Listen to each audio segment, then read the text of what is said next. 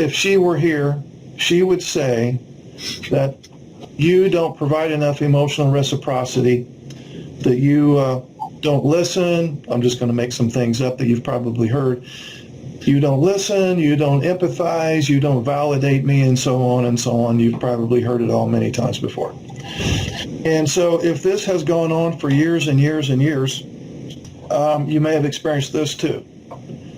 She is super resentful and bitter and angry and maybe even at some level revengeful.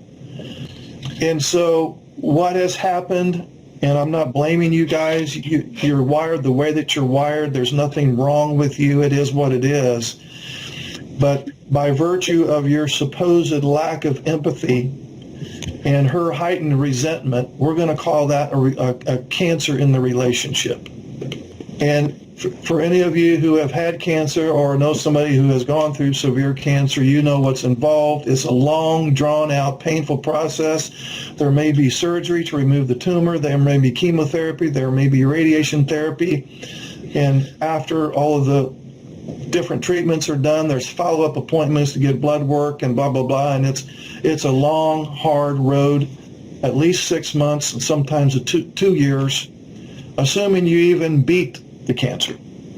So you guys are experiencing a relationship cancer right now, and you're in the middle. You've just begun treatment last week. Last Wednesday, you just began treatment. And so the whole point of this conversation is that you can, as much as I almost hate to say it, because it sounds kind of disconcerting at some level, you guys are in for the long haul. You have to be in for the long haul. This is not something we're going to resolve in a few weeks of meeting here. You're going to have to apply the assignments that we talk about. You're going to have to be consistent with it. And she is going to have to see some significant change over, there's actually going to be 3 things. It's going to have to be significant change. In other words, something that really stands out in her attention.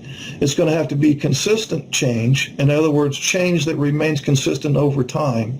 With those 2 things, a fairly radical change that she views coming from your behavior, consistent over time, then and only then will she begin to reduce her resentment level. And she probably has lost trust. She's probably given up hope in some cases.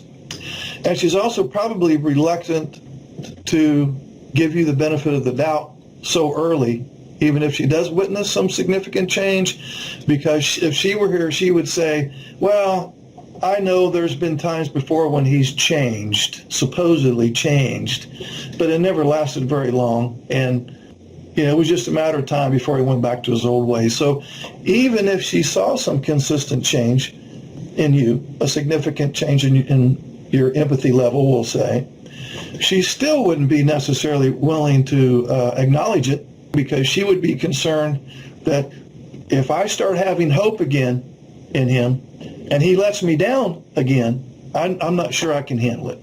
So she may even be withholding affection or acknowledgement or praise or pointing out that you're actually doing something right for fear of being let down again. Everybody in here is in for a long haul deal. You have to be willing to tough this out and realize that this fix, for the lack of a better term, is not going to happen anytime soon. That's not to say you wouldn't see some improvement if you're doing the assignments.